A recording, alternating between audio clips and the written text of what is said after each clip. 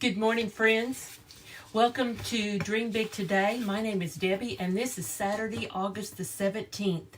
I want to start out this morning with my devotion, just real quick. I have several friends just all over the place that's experiencing some tough times today, and today's devotion in Jesus Listens is so perfect. And so I know that some of them are watching this morning, and so I want to read this to you. Gentle Jesus, when I'm feeling overwhelmed by my circumstances, please remind me to spend time focusing on you and listening to you. I love to hear you saying to me, "Take courage, it is I, don't be afraid." Listening to you while I'm feeling stressed requires a lot of discipline and trust. My racing thoughts make it hard to hear your gentle whisper. So, I'm thankful for the help of your Spirit who calms my mind when I ask. I rejoice that you, the Prince of Peace, are with me all times. Not only are you with me, but you are also in my circumstances. You're in control of everything that happens to me. I know that you are never the author of evil, yet you're able to take bad things and use them for good. This doesn't always remove my suffering, but it does redeem it, infusing it with meaning. So whenever I'm in a storm of difficulties, I'll listen for your voice saying, "Take courage, it is I." And I'll search for signs of your abiding presence in the storm. Your word assures me that I will seek you and find you when I search for you with all of my heart. And so that touched me this morning, and I'm sure that it does somebody that's listening today, because you know what, the storms of life come and we don't expect them. It's just like an accident is called an accident because it was not anticipated. You didn't expect to fall down. You didn't expect to whatever happened. But things happen, and God is always there. So, good morning again. And so I want to just remind you that effective September 1st, we're going to be moving our Bible study to 8:30 a.m. Things have shifted a little bit in Elizabeth's schedule, and so it's just working out better, and especially don't tell her. It works out better for me. It gives me 30 minutes more sleeping because I don't have to get up. And so I'm all excited about that. And I just wanted to share with you a little bit about the Dream Big Today ministry sending Bibles out. We found a new prison to send them to in Kentucky, and already testimony coming out of that. And so, you know what? If you're a giver, like we're all supposed to be givers, and you want to partner with Dream Big Today, just help us spread the word in a hard copy across the world, wherever somebody needs a Bible. They're readily available. You can also order them, but you know what? If you're having trouble locating the 1-year Bible, well, just send us a message through the Bible study. That'll work. Put a text in there, and just make a connection with us, because I don't know how many Bibles we've sent so far, but it's been quite a few. So let's get started with Nehemiah this morning. Nehemiah 12:27 through 13:31. We begin, with the gathering of the Levites for the dedication ceremony. And so it says, for the dedication of the new wall, Jerusalem, the Levites throughout the land were asked to come to Jerusalem to assist with the ceremony, to take part in a joyous occasion with their songs of thanksgiving and the music of cymbals, harps, and lyres, or however you say that. So music was an important part in everything. And the thing about that is whenever we sing songs and you sing it over and over and over, you start to remember the words. You don't have to just hum through some of them because you've learned the words, the whole words of the song. And that helps you remember the history. That's what they did. They did this so they could remember things. And so the Levites first had to purify themselves, and then they purified the people and the gates and the walls. So clean out everything. That's like today, what do we need to clean out? Have we got something going on that we need to just kind of do a little bit of housekeeping in? Verse 31, it says, I led the leaders of Judah to the top of the wall and organized 2 large choirs to give thanks. Why didn't he just do one? Could one huge group take care of all of the business? They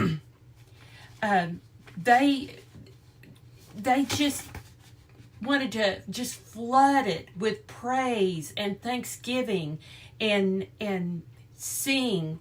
It was so loud, and I've got it somewhere, that they could hear it for a long ways off, the joyous sounds of celebration. And so it makes me think when we go to a football game, like if I went to an OU football game, before I even got to the gates to go in there, I can hear the roar of the crowd. And you just immediately start getting excited when you hear that noise. What's going on? I gotta go see. I gotta be a part of something bigger than me. And that's what they were doing. And so, anyway, one choir went south and the second choir went north. And then, let's see, where do I want to go? It says, they played and sang loudly under the direction of Jehariah, the choir director. And then verse 43, many sacrifices were offered on that joyous day, for God had given the people cause for great joy. The women and children also participated in the celebration. The joy of the people of Jerusalem could be heard far away. Far away. And I think that's just awesome. Whenever we're at church and they're singing the praise music, and I thinking, man, just open those doors and let that music just flow out and just permeate through the neighborhoods. Let people hear what we're doing inside, and so it's not closed off, and it can just be just fill the neighborhoods with worship and praise. So, chapter 13. On that same day, as the book was being read to the people, the passage was found that said no Ammonite or Moabite should ever be permitted to enter the assembly. Oh man, did they forget some details of what they were supposed to do? Long before the Ammonites and Moabites had schemed against Israel, God made a promise to the father of the Jewish people, Abraham. I will bless those who bless you, and I will curse those who curse you. So, for they had not provided the Israelites with food and water in the wilderness. Instead, they hired Balaam to curse them, though our God turned the curse into a blessing. So and then in verse 3, when this passage of the law was read, all those of foreign descent were immediately excluded from the assembly. So this refers to the Ammonites and the Moabites, the bitter enemies of Israel. It wasn't a racial issue. It was spiritual. Relationships between Jews and pagans caused their captivity in the first place. When we mix with people not of the same faith, then things just kind of, those sharp edges of black and white start turning gray a little bit, because you start kind of thinking, well, I can see your point, I can see this, I can see that, but you know what? The point is in the Word. That's what we want to focus on.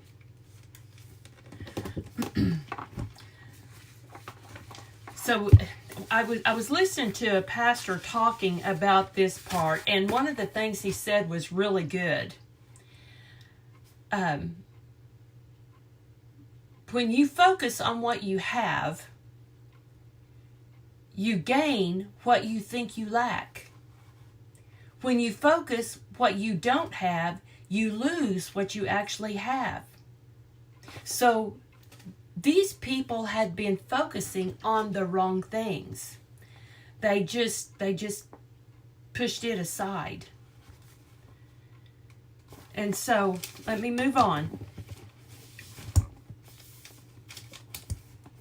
Tobiah.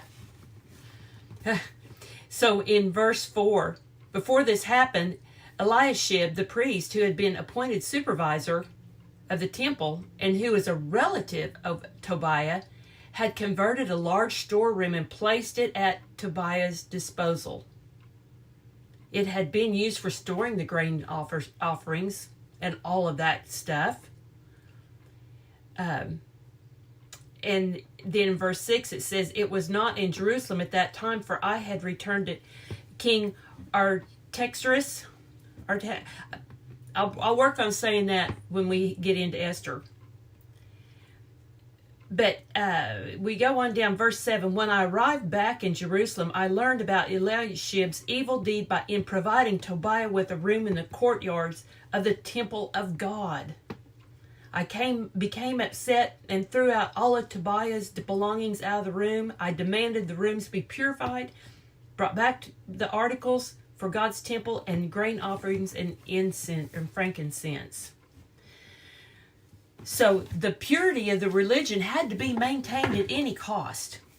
Nehemiah left some time after the remarkable spiritual revival noted in recent chapters, but the real test of revival, the real test of God's work in our lives, is in the long term. Is it seeing where we are? It is seeing where we are with the Lord after 10 years, after a great season of work. And this is like, you've accomplished something great and it's all wonderful right in the moment. But how do you stay on the course after a successful accomplishment? How are you maintaining? Well, you can relate this to all kinds of things. I always relate things to health, physical fitness, and just keeping your body in where it needs to be. And so this is like whenever you go on this diet, and man, your mind is just so set on doing what is healthy for you, and you lose weight, and that's just dynamite. Now you can fit into clothes you've never thought you'd be able to get into. And now you start doing what you had done before, and pretty soon some pounds start packing back on, and a few more and a few more and a few more, until those really cool clothes you bought are too tight. You have to go buy something a little stretchy and to get into so you can go somewhere. But I'll get into those later, and later never comes. And you know what I'm saying? We lose focus when we're not staying on what we're supposed to be focusing on. When we stay in the Word, we remember and we know what we are supposed to glean from the lesson each day. And that's where like I had told you before, whenever my husband was in the hospital, every word that weekend, that was 2 weeks ago, was for me. It gave me the courage, the strength, the stamina to go, through the next day. When we stay in the Word and keep those absolutes strong, that helps us. See, that's where they slipped, by letting these people that God had told them not to have a part of, they let them in, and they were not supposed to. So they had to clean out the storerooms. Do you have storerooms that you need to clean out? Like here, is there something packed away that you haven't even touched for years? It still crawls out every little bit whenever something triggers that response in you. What do you do? Do like Nehemiah did. Pack up Tobiah and send him packing. Throw him out. Pack up that issue that you've stuffed down there in your heart. Pack it up. Throw it out. Today's the day to do it. Clean out your heart. So, was scoot on. So they've done all kinds of reforms in here, and I got to get into another portion of this and get my other Bible out. So, in my other study Bible I got, it talks about the hard details of revival, and so this construction of the walls turns out to be kind of like child's play whenever you think about trying to reform the hearts and minds of all of these people. And to keep them on the track they're supposed to be on. See, Nehemiah saw how quickly people can forget. Whenever he has been teaching them, he has walked with them, he showed them perseverance and strong will and all of that kind of stuff. And then, oh my goodness, we forgot everything. So this in chapter 13, where it's describing some of the efforts to do away with these people's compromise. Oh man, I don't like confrontation. So when we don't like confrontation, we tend to compromise. And so that is something that we need to be in prayer about. Lord, help me be able to speak to them. Help me in my conversations each day with that person that I have been compromising with all this time. So I don't do that anymore. Convict me of that. See, they forgot their vows of separation. They forgot their vows of support. They forgot their vows of the Sabbath. They forgot the sanctity of their vows. Just another vow. I'll make another one or 2 or 3 tomorrow. I really didn't mean that one. I had my fingers crossed behind my back when I said it. Doesn't that count anymore?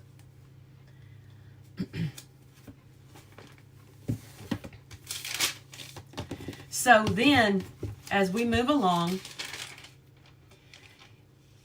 talking about more of the reforms, then look at verse 14 in chapter 13. Yeah. Nehemiah goes on with a prayer. Remember this good deed, oh my God, and do not forget all that I have faithfully done for the temple of my God in its services. And then look at verse 22. At the end of that, I've highlighted all these remembers. Remember this good deed also, oh my God, have compassion on me according to your great and unfailing love. Verse 29, remember them, O God, for they have defiled the priesthood and the solemn vows of the priest and the Levites. And then verse 30 says, so I purged out everything foreign. I also made sure that the supply of wood for the altar and the first portion of the harvest were brought to the proper times. Remember this in my favor, oh my God. Nehemiah gives us great incentive and enthusiasm for the work of God. Nehemiah's passion for the truth of God's word, whatever the cost or consequences, is an example for us to follow right now. I just have to share just a little bit of some of my other notes for like the theme of the whole book of Nehemiah. I mean, it's like Nehemiah strong. And there's a big book I want to get on that. But for this, I mean, he had a vision. God put a vision in to rebuild the walls. To rebuild the walls in Nehemiah's heart, giving him a vision for work. So, what's God's vision for us? What walls do need to be rebuilt for you today? Then there's prayer. Nehemiah and Ezra both responded to problems with prayer. Nehemiah identified the problem, prayed, then he acted on the problem. What a great plan. Is that your template today? Let's do that. Pray and then take action. God guides us in our preparation, teamwork, and efforts. Then there's that leadership. Nehemiah was spiritually ready to heed God's call. He had faith and he did the work for good leadership. So being God's leader is not just recognition or position. It's planning, it's hard work, it's courage, it's perseverance. Listen to God's direction in your own life. It is not easy, but you can do it because you have God on your side. Then there's the problems he faced. Whenever you go through and you see all of the distractions. Man, I've had distractions throughout my whole life, and even up to the last few minutes. But he faced scorn, fear, slander, threats, conflict, discouragement. And guess what? He stayed focused. He stayed focused on the vision that God gave him because he knew this is spiritual warfare. He knew there's no triumphs without trouble. Face the problems and don't get distraction. Distracted. This is a season. Seasons come and go. We have 4 seasons every year. And we know as we enter into the hot season of the year, this summer, oh man, we know that it's not that much longer till the cooler weather will be rolling in. Some of us call it football season. Some of us call it basketball season. The cooler weather is coming.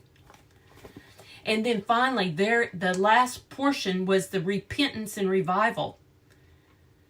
Along with this project, people had to rebuild their lives. They had to move. They had to take ownership. And Ezra is instructed the people in God's word, and they listened. But here is the key to that. Recognizing and admitting is not enough. Repenting means change. So, change, you have to turn completely around, walk the other way. Ask God to move into the center of your life today so you can change your thinking. That thinking can be miserable. Okay, so let's jump on into 1 Corinthians 11, 1 through 16. And I wanted to just start this out asking the question we've heard all year long so far. What is a woman? Oh, Debbie, don't you know what a woman is? Well, apparently some people don't. But as we get down into this, 1 Corinthians 11, this is so good. Paul starts out great. And you should imitate, and this is to the Corinthians, you should imitate me just as I imitate Christ. Now, Corinthian was a very immoral city, but Paul, he's not being conceited about, oh yay, look at me. He's saying, I'm imitating Christ, imitate me. A call to follow Paul. I'm so glad you always keep me in your thoughts and that you are following the teachings I passed on to you. But there's a change there. There's one thing I want you to know. The head of every man is Christ. The head of every woman is man. And the head of Christ is God. So in this, the head is an important word in this chapter. Some consider the head to mean source. For like an example is the head of a river is its source. In biblical thinking, the source has inherent authority. If something comes from me, there is an apparent authority over it. So the head. Let me see if I got to my place I want to get to yet. Not yet. So a man dishonors his head if he covers his head while praying or prophesying, but a woman dishonors her head if she prays or prophesies without covering her head. And so this is, like so many commentators say, this is a hard one to go through and try to make a statement on it. I mean, everybody does, but the idea of head covering was a public symbol of being under the authority and the protection of another. Now, in Corinth, there was a lot of immoral women or even just immoral people walking around, and they tended not to wear a head covering. But the head covering, and this is secondary because the first head covering is your hair. Secondary head covering. And so for, one way of looking at all of this is the head covering showed that you were under the authority of a man, your husband. I wear a wedding band showing that I am under the authority of my husband. My husband wears a wedding band showing that he is tied to me. And so there's just many different ways of looking at it. But if we started with verse 16 first, before we read the rest of this, it would say, but if anyone wants to argue about any of this, I simply say that we, the apostles, have no other custom than this, and neither do God's other churches. So now with that, we look back at it and we think, okay, so what is it saying? I'm just gonna wrap this up really quick. A woman. What does it say about a woman? What is a woman?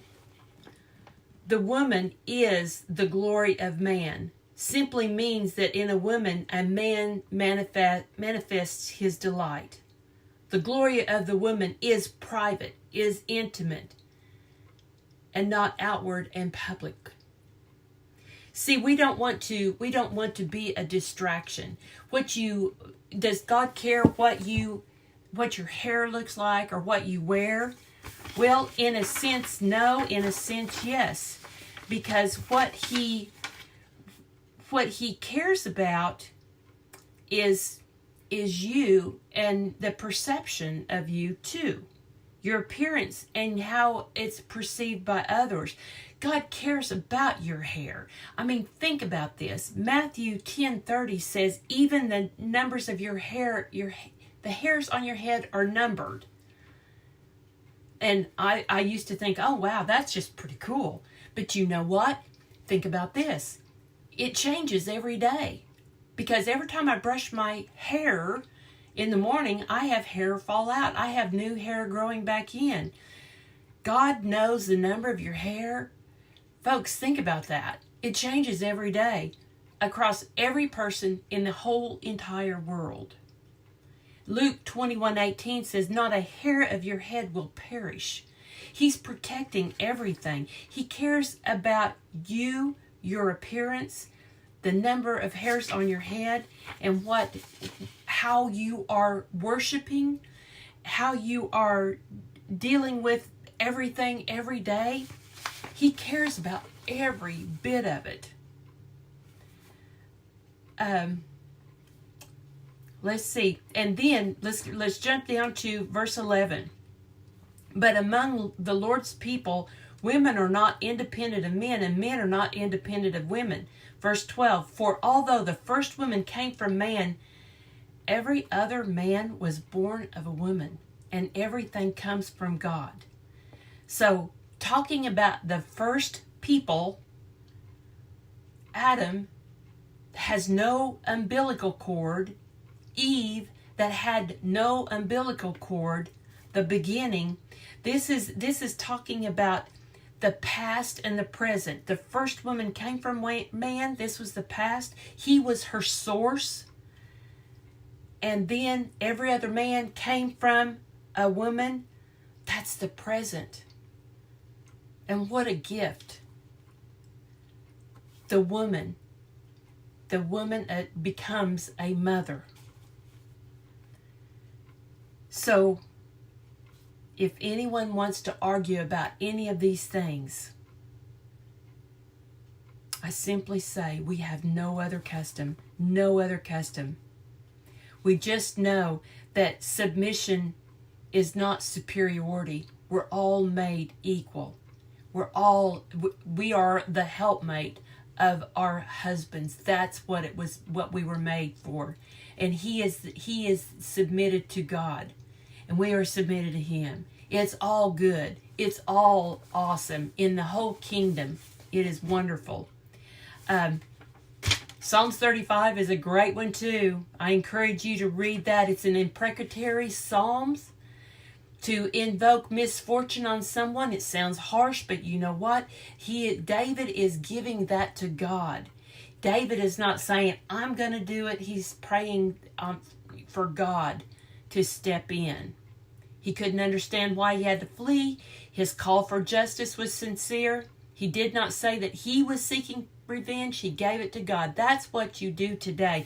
When you're in a turmoil with somebody, read Psalms 35. It's revenge is not ours. Pray. The whole thing is about praying to God. Vent to God. Don't vent to somebody else because, you might say something you wish you wouldn't have said. I had to call somebody back yesterday and say, man, my mouth overrun. My big ship mouth overrun my rowboat body.